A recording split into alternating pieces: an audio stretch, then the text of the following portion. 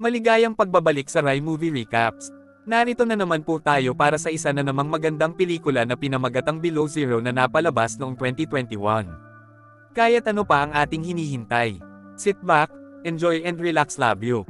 Isang maulan na gabi sa gitna ng kabukiran at isang binata na kilala bilang El Chino ang hinahabol ng isang misteryosong tao na patuloy na humihingi ng impormasyon. Naabutan siya ng taong ito at sinimulan siyang bugbugin, ngunit iginiit ni El Chino na wala siyang alam bago siya ma-knockout. Kapag nagising siya makalipas ang ilang minuto, itinapon siya ng misteryosong tao sa isang hukay at inililibing siyang buhay. Maya-maya sa lungsod, nagpaalam ang pulis na si Martin sa kanyang pamilya bago pumasok sa trabaho. Kamakailan lang ay inilipat siya sa ibang presinto at ito ang unang araw niya sa bagong trabaho. Sa sandaling dumating siya, binibigyan nila siya ng isang napakahalagang gawain, ang paglipat ng bilanggo kasama ang kapwa-opisyal na si Montesinos. Gagawin ang biyahe sa gabi at kailangan ni El na tumawid sa kanayunan upang makagawa ng mas maikling oras at hindi makaranas ng sobrang lamig ng higit sa kinakailangan. Ang dahilan kung bakit ito ginagawa ng huli ay para sa pagpapasya at kaligtasan. Ito rin ang dahilan kung bakit hindi pinapayagan ng mga pulis na itago ang kanilang mga telepono at ang mga bilanggo ay hindi sinasabihan tungkol sa paglipat hanggang sa ilang oras bago sila kunin. Pagdating ni Martin at Montesinos sa bilangguan, ipinaalam sa kanila na lilipat sila ng 6 na bilanggo. Karamihan sa kanila ay nagkasala ng maliliit na krimen, ngunit ang Romanian na kriminal na si Maihei ay bahagi ng isang internasyonal na network ng trafficking, at si Pardo ay isang dating politiko. Ang 4 pa ay sina Golem, Ray, Nano, at panghuli si Reymas, na may espesyal na lockpick na nakatago sa kanyang selda at balak itong dalhin. Lahat ng 6 na bilanggo ay dinadala sa isang silid kung saan sinisiyasat ng mga Montesino ang kanilang mga katawan upang matiyak na wala silang tinatago, at kinuha ni Martin ang anumang bagay na maaaring mayroon sila sa kanila, tulad ng mga alahas o mga libro, at inilagay ang mga ito sa kanilang mga bag kasama ang iba pa nilang mga gamit. Sa panahon ng inspection, si Nano ay may lakas ng loob na insultuhan ang Montesinos, na ikinagalit at agresibo. Ang pulis ay nagnanais na parusahan si Nano para sa kanyang paglabag, ngunit mabilis siyang pinigilan ni Martin bago lumaki ang mga bagay. Pagkatapos, ang mga bilanggo ay dinala sa nakabaluti na truck, na mayroong isang selda para sa bawat isa sa kanila. Karamihan sa kanila ay tinanggal ang mga posas maliban kina Maihei at Remos, na labis na pinag-iingat ni Montesinos. Bago umalis, nakipag-usap din si Montesinos kay Martin, na humihiling sa kanya na maging mas kaunting stickler para sa mga patakaran, ngunit tumanggi si Martin dahil ang mga patakaran ay ang tanging paraan upang mapanatili ang kaayusan. Sa tagal ng biyahe, si Martin ang magmamaneho ng truck habang si Montesinos ay nasa likurang bahagi kasama ang mga bilanggo. Mayroong isang kamera sa lugar na iyon na nagsasabi kay Martin kung ano ang nangyayari sa likod doon, at syempre ang parehong mga opisyal ay may kanilang mga walkie-talkie. Sa unahan nila, isang kotse ng pulis na may 2 pang opisyal ang nag-escort sa truck. Malapit sa lugar ng kakahuyan, alam ng misteryosong tao na darating ang mga pulis, kaya naglagay siya ng spike strip sa gitna ng kalsada para pigilan sila. Samantala sa truck, nagsimulang magtalo ang mga bilanggo tungkol sa politika at sa kanilang mga krimen, kaya hiniling ni Montesinos kay Martin na painitin ang init gaya ng kanilang hiniling, umaasang makakatulong ito sa kanila na makatulog. Habang dinadaanan sila ng misteryosong tao at nauuna, humingi ng permiso si Ramos na pumunta sa palikuran, kaya dinala siya ni Montesinos doon at pansamantalang tinanggal ang kanyang mga posas. Ito ay nagpapahintulot kay Ramos na mabawi ang kanyang mga lockpicking tool na itinago niya sa kanyang likuran. Habang papalapit sila sa kalsada ng kakahuyan, mas lumakapal ang hamog at nalilimutan ni Martin ang sasakyan ng pulis. Hindi rin sinasagot ng mga opisyal ang kanilang mga walkie-talkie, at nang magsimulang mag-isip si Martin kung ano ang nangyayari, narating ng truck ang spike strip, na napilitang huminto. Nagsimulang magteorya ang mga bilanggo tungkol sa nangyari, sa pag-aakalang maaaring ito ang makapangyarihang mga kaibigan ni Maihei na sumagip. Nakikita ni Martin ang sasakyan ng pulis sa gitna ng mga puno, ngunit hindi pa rin sumasagot ang mga opisyal, kaya nagpasya si Montesinos na lumabas upang mag-imbestiga.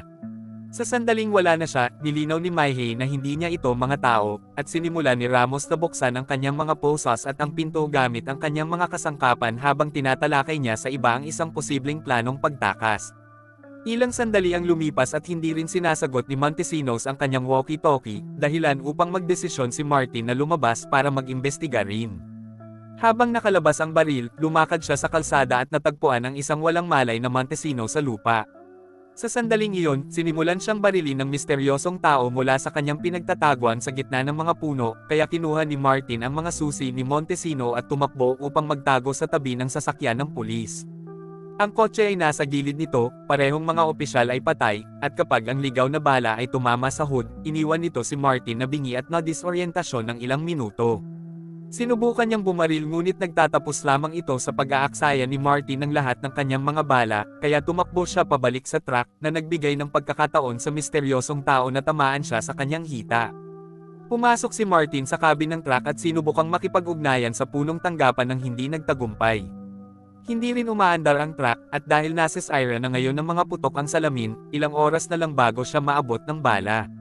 Dahil wala na siyang ibang mapagpipilian kung gusto niyang mabuhay, tumakbo si Martin sa likod ng truck at nilock ang pinto sa likod niya bago sumugod sa first aid kit para asikasuhin ang kanyang sugat. Gustong malaman ng mga bilanggo kung ano ang nangyayari, ngunit tumanggi si Martin na sabihin sa kanila, at nag-ambala siya nang mapansin niya sa mga kamera na ang misteryosong tao ay pumapasok sa cabin. Ito ang perpektong pagkakataon para lumabas si Ramos sa kanyang selda at tumalon kay Martin, magsimula ng laban. Ang mga bagay ay medyo pantay sa pagitan nila hanggang sa napagtanto ni Martin na hindi alam ng mga bilanggo na wala na siya sa mga bala. Kaya't inilabas niya ang kanyang baril at pinagbantaan si Ramos para pigilan siya. Sumusumpa si Ramos na hindi niya kilala kung sino ang nasa labas. Ngunit bago pa nila mapag-usapan ang mga bagay-bagay, may napansin sina Pardo at Ray na kakaiba sa kanilang mga selda. May nagbubuhos ng gas sa loob para magsimula ng apoy. Dahil emergency ito, binuksan ni Martin ang kanilang mga cell para tumulong. Ginagamit niya ang fire extinguisher kay Pardo pero huli na para sa kanya, patay na siya. Tinulungan ni Ramos si Ray, na ang tanging bahagi ng katawan na nasusunog ay ang kanyang binti. Sa sandaling ilabas nila ito, sama-sama nilang pinalaya ang natitirang mga bilanggo, at nilapitan ng grupo si Martin na pinipigilan lamang sila, salamat sa kanyang baril. Naputol ang tensyon na sandali nang mabuhay ang walkie-talkie ni Martin kasama ang boses ng misteryosong tao na nagpapaliwanag ng ilang bagay. Sinabi niya na ang tanging susi na magbubukas sa likod na pinto ng truck ay nasa pag-aari ni Martin, at gusto lang niyang buksan nila ang pinto, walang pakialam sa kung ano ang kanilang gagawin pagkatapos. Bago ibinaba ang tawag, binanggit din niya na wala ng bala si Martin. Sinubukan ni Martin na sabihin sa mga bilanggo na hindi nila mapagkakatiwalaan ang taong ito, ngunit ito ay walang kabuluhan, ang grupo ay tumalon sa kanya upang subukang kunin ang susi. Habang ipinagtatanggol niya ang sarili, ibinaba ni Martin ang susi sa sahig at tumakbo patungo sa kabilang dulo ng truck upang mapanatili ang atensyon ng bilanggo sa kanya. Gayunpaman, nakita ni Maihei at Nano na nahuhulog ang mga susi at unang nakarating si Maihei sa kanila, na naging dahilan upang kunin ni Nano ang pamatay ng apoy at pinalo siya nito hanggang mamatay pagkatapos na nakawin ang mga susi mula sa kanya. Dumating ang iba sa grupo para pakalmayan siya at hingin ang mga susi, at naputol ang kanilang pagtatalo nang muling nabuhay ang walkie-talkie. Kilala ng misteryosong lalaki si Nano sa pangalan at ipinahayag na siya lamang ang gusto niya, kaya ang iba ay maaaring umalis kung ibaling nila si Nano sa kanya. Bago ibaba ang tawag sa pagkakataong ito, sinabihan din niya silang huwag maniwala kay Nano dahil sinungaling siya. Ipinaliwanag ni Nano ang boses ni Miguel, isang dating tiwaling pulis na nag-aakusa sa kanya ng isang bagay na hindi niya ginawa. Walang pakialam ang ibang mga preso, gusto lang nilang tumakas, at nang magsalita ulit si Miguel sa pamamagitan ng walkie-talkie, wala na siya. Ito ay upang banggitin na pinatay niya ang El Chino. Nang marinig na patay na ang kanyang kaibigan at nakitang gustong isuko siya ng iba, nabaliw si Nano at nagsimula ang isa pang laban, na nagtatapos sa paglunok ni Nano ng susi upang walang sino mang makapagdala sa kanya kay Miguel. Habang si Martin ay kinatok ng mga bilanggo, pinalitan ni Miguel ang mga gulong ng truck bago bumalik sa kanyang sasakyan upang uminom ng mainit na inumin at kumuha ng ilang kagamitan. Bumalik sa truck, nagising si Martin upang matuklasan na nakakulong siya kasama si Nano sa pamamagitan ng paggamit ng posas sa pinto. Ang dalawang bangkay ay inilalagay sa loob ng kanilang mga selda, at ginamit ni Miguel ang kanyang mga kagamitan upang patayin ang heater at ang mga ilaw, kaya't ang natitira lamang sa kanila ay ang mga emergency na bombilya at ang lamig ng lamig. Habang binubuksan ng mga bilanggo ang storage compartment para ibalik ang kanilang mga bag, pinainit ni Miguel ang truck at nagsimulang magmaneho palayo. Muli rin siyang nagbubukas ng mga komunikasyon sa pamamagitan ng walkie-talkie. Kaya sinubukan ni Ramos na makipag-ayos, ipinaliwanag kung ano ang nangyari sa susi. Gayunpaman, pinagbawalan sila ni Miguel na pumatay ng isang bukas na nano upang mabawi ang susi dahil kailangan niya itong buhay, kaya ang mga bilanggo ay kailangang maghanap ng ibang paraan upang makatakas. Sa pagod nito, pinunit ni Nano ang mga wire ng security camera, pagkatapos ay sumumpa kay Martin na wala siyang ginawa, natatakot lang siya. Nagsisimula na rin siyang umiyak habang ipinapaliwanag niya na parang kapatid niya si El Chino. Nakahanap si Ramos ng ilang mga tool sa loob ng isang drawer at naisip na maaari nilang gamitin ang mga ito para makatakas, kaya pumayag si Ray na pumasok sa makitid na storage compartment upang makita kung ano ang mahahanap niya. Bumalik sa kalsada, nagigising si Montesinos. Nabaril na siya sa binti at tiyan kaya dumuyugo ng husto, pero buhay pa. Habang iniimbestigahan niya ang lugar at hinahanap ang mga patay na opisyal, ginagamit niya ang kanyang walkie-talkie upang subukang makipag-ugnayan sa punong tanggapan at humingi ng tulong. Wala siyang nakuhang sagot, ngunit nakita niya ang kotse ni Miguel, na kung saan ay napaka-interesante sa loob, maraming makukulay na sticker, isang baril, mga larawan ng pamilya ni Miguel, at isang clip ng pahayagan na nagsasabing hindi pa rin nila mahanap ang bangkay ng anak ni Miguel. Sa truck, ginagamit ni Ray ang mga tool para subukang buksan ang takip sa storage compartment habang tinutokso ni Ramos si Martin para sa kanyang masamang memorya. Nagkita na pala sila noon dahil si Ramos ang kumanta sa kasal ni Martin. Biglang bumilis ang takbo ng truck dahil ito kay Montesinos, na nagpakita sa kotse ni Miguel at sinusubukang barilin siya. Sinubukan ni Miguel na itulak ang kotse sa kalsada kasama ang truck, kaya binilisan ni Montesinos ang pagmamaneho sa unahan niya, na nagbabalak na patigilan siya. Gayunpaman, tumugon si Miguel sa pamamagitan ng pagpunta ng mas mabilis at paghampas sa kanya mula sa likod, na ginawa ang kotse na tumama sa isang puno at pinatay ang mga Montesinos sa pagkakataong ito. Biglang huminto ang truck nang pinindot ni Miguel ang preno, dahilan para itulak si Ray at tumama ang ulo nito sa tornilyo, na agad ding namatay. Bumaba si Miguel sa truck upang tingnan kung talagang patay na si Montesinos bago muling ikarga ang kanyang rifle habang pinag-iisipan niya ang susunod niyang gagawin. Pagkatapos, bumalik siya sa truck at nagsimulang magmaneho muli, pinili ang kanyang pinakadesperadong plano. Sinubukan siyang kausapin ni Ramos sa pamamagitan ng walkie-talkie at noong una, hindi siya pinapansin ni Miguel, ngunit kalaunan ay sumuko na siya at tumugon sa pagsasabing sumisikat na ang araw, kaya ito na ang huling pagkakataon ni Nano para magtapat. Hindi pa rin daw alam ni Nano ang sinasabi niya, kaya ibinaba ni Miguel ang tawag, hindi pinansin ang mga tanong ni Martin. Ilang sandali pa, nakarating sila sa isang nagyayelong lawa. Itinigil ni Miguel ang truck sa gitna nito at nag-shoot ng ilang butas sa paligid ng sasakyan bago lumakad palayo upang hintayin ang hindi maiiwasan. Nabibitak at nabasag ang yelo, na naging sanhi ng paglubog. Nagsimulang bumaha ang tubig sa loob ng truck, kaya pinatugtog ni Martin ang kanyang huling baraha. Inamin niyang may emergency exit, hindi lang niya binanggit noon dahil sa tingin niya ay mas ligtas sila sa loob ng truck. Sasabihin niya sa kanila ang lokasyon kung palayain siya, kaya inilabas ni Ramos ang kanyang lockpick upang gawin ang mga poses. Dahil sa biglaang paggalaw mula sa truck, ibinagsak niya ang tool sa tubig, kaya nagboluntaryo si Golem na lumangoy pababa at bawiin ito. Habang patuloy na nanginginig ang truck, nakuha ni Golem ang lockpick at ibinalik ito kay Ramos, ngunit sa kasamaang palad, ang kanyang may sakit na katawan ay hindi nakaligtas sa biyahe at siya ay namatay sa sandaling siya ay muling lumitaw. Nagawa ni Ramos na palayain ang iba bago tuluyang lumubog ang truck at itinuro ni Martin ang peking panel na nagtatago sa emergency exit.